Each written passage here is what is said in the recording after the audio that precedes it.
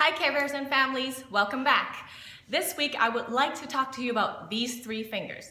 Nope, we're not talking about fine motor skills this week. This week we're talking about retelling skills and sequencing an event. These are skills that's really important for your little one to learn to sequence an event, learning to tell first, then last, as well as very important for them to help remember details of a story or details of something that happened. And eventually this will help them in telling their own stories, formulating ideas, and thinking.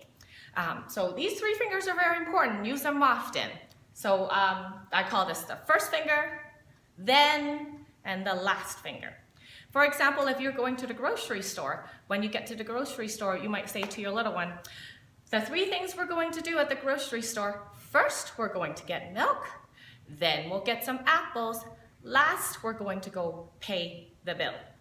You might get your little one to repeat after you, or you might just model it really quickly, depending on how much time you have. And then when they come home, you might say, what happened at school? First, maybe they want to tell you about recess, then they want to tell you about lunch, and last they might want to tell you about center time.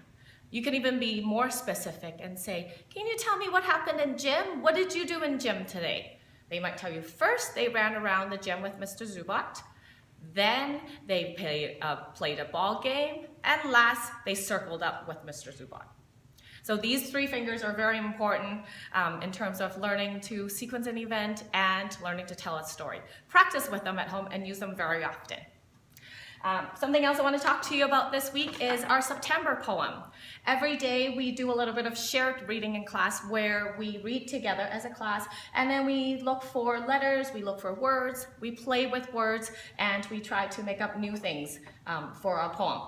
And our September poem goes like this. September. It is September. We go to school. We learn and play and follow the rules. One of the games that we played with this poem is we made up new line of the poem. So the little ones are all learning about things that we are doing at school. So I said to them, all right, boys and girls, I want you to think of something else that we do at school. So it is September, we go to school, we learn and play, and what else do we do at school? And they came up with some really interesting ideas. Some of them said, we are safe at school, or that we play nicely with each other at school. This is a really easy game to play with at home if you have some books that you want to rewrite, or if you simply just want to do this with them. Spend a few minutes with them today and make a new poem together with them. All right, it's time for Mrs. Young's book pick of the week. This week is Stone Soup.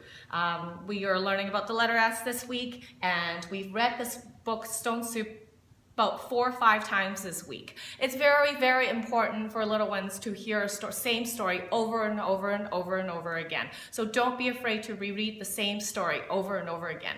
I promise they are going to learn how to read the story on their own, and they might even want to read you a story one day. In the story, The Stone Soup, the man has a magical stone soup, and he went to this old lady's house and got some vegetables, and they made a soup together. And that's what we did this Friday. We made stone soup at school after reading this story. So if you're able to find a version of this stone soup at your local library or bookstore, take a few minutes and read with them today. That's it for this week. Thank you for watching. I'll see you next week. Bye-bye.